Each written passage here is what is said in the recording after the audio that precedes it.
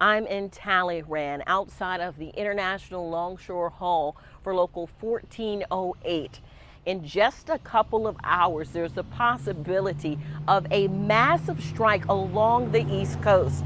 I talked with the local's president, who says they are prepared to strike beginning at 12:01 a.m. Tuesday if they have to. Warren Smith has worked as a longshoreman for 27 years.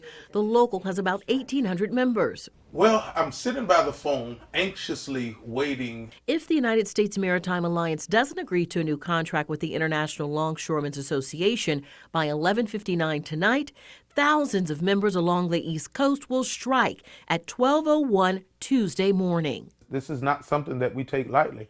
The contracts have layers. There is the international contract known as the master contract, the district contract from Virginia to Tampa, Florida servicers, and local agreements. Harold J. Daggett, the international president of the International Longshoremen's Association, has 85,000 members and could call a strike tonight. If the international president orders a strike to begin at midnight, we will begin picketing at midnight.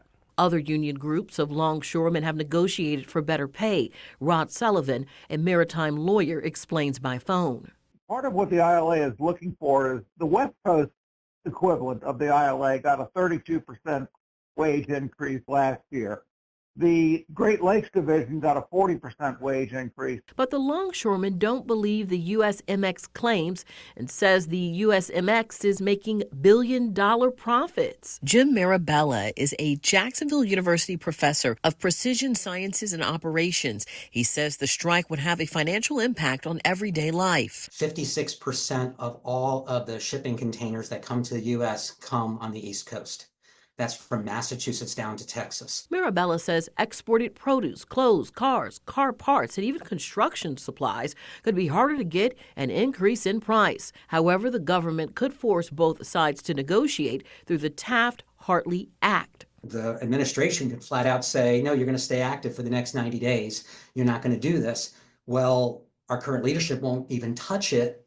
And I think it's because it's kind of a double-edged sword. Smith says he hopes the public understands that no one wants to strike and impact the community, and they have always been here to serve the community. What we're asking for is fair wages.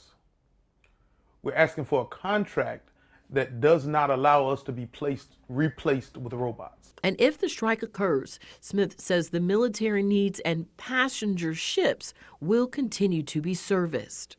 And during the anticipation for a strike, it's a busy time attempting to offload lots of goods before the deadline. But striking is also not easy for these men and women, as they have to go without pay while they wait for the possibility of negotiations to occur and be finalized. Reporting in Talleyrand, Janice Harris, Channel 4, the local station.